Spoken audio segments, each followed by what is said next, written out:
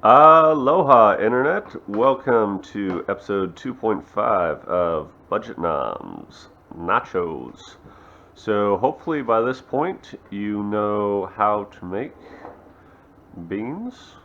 If you don't, be sure to be on the lookout for my how to make delicious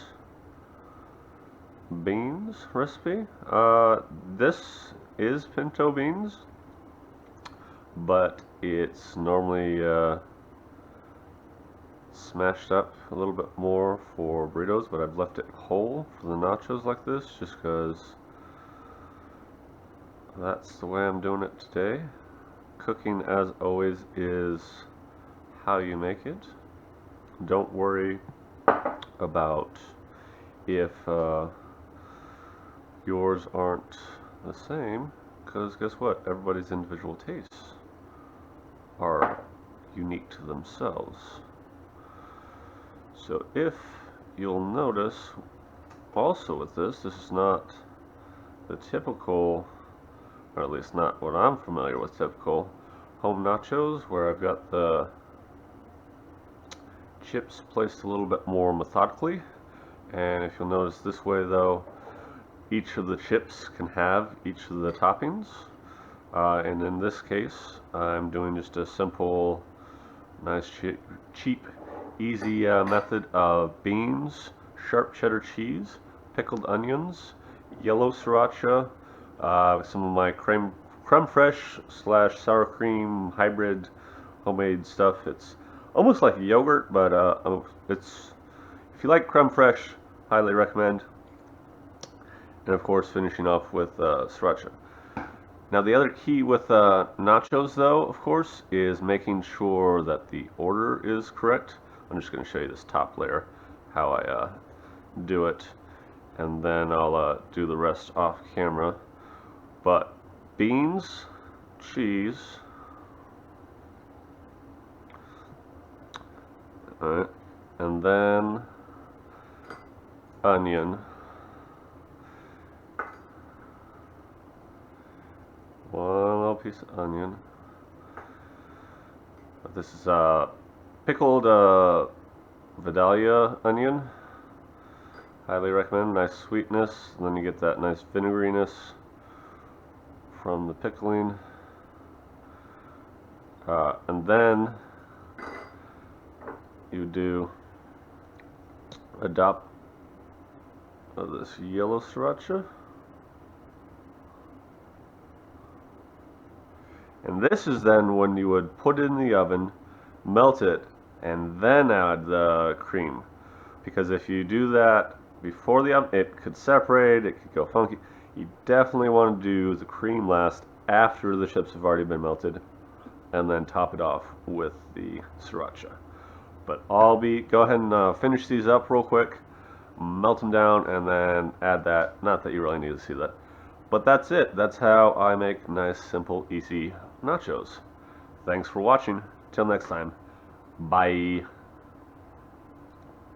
So, one real quick note. With the cheese, I highly recommend using a microplane rather than just a grater, because it'll spread out the cheese more, get more bang for your buck. And of course, always use block cheese. Don't ever buy the pre-shredded stuff. You're gonna regret it. If that's what you're used to and that's what you use now, I recommend making the switch, at least to try it and see if it's worth it for you. Not only to save money, but also you'll get a lot better flavor if you do grate or microplane your cheese yourself. Thanks. Alright, so I'm gonna go ahead and melt these real quick, and I guess it's still recording, but we're gonna see. I might be talking to myself here. We're gonna pop these in the oven real quick,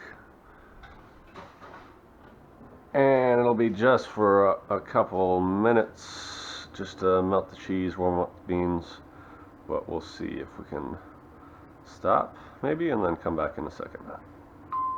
Alright, here we are, back fresh out of the oven. As you can see, well, can't really see the temperature, but the beans nice and perfectly warmed up, cheese nice and melted.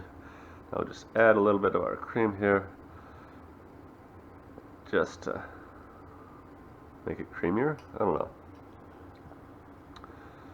Again, none of these are required ingredients, but this particular combo works very well for me. I like the price point as well.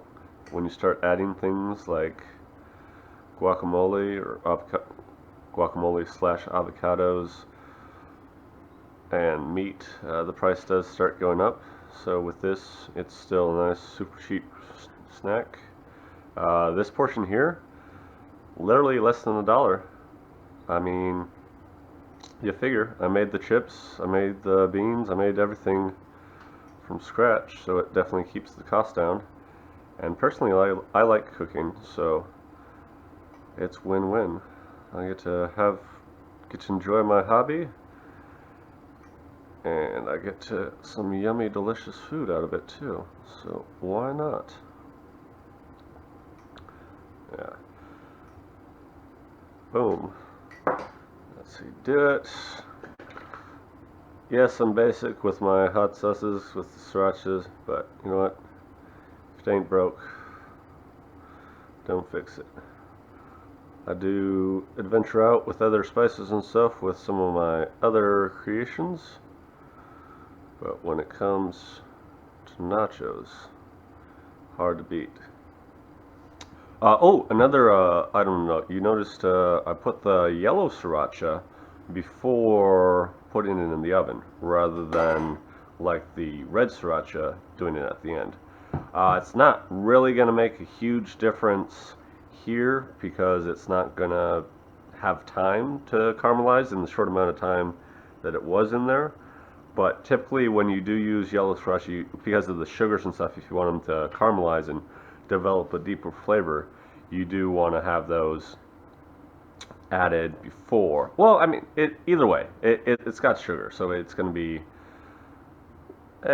either way. It's still the same sort of thing where you do what works for you. But let's go ahead and try one of these. I'm just gonna,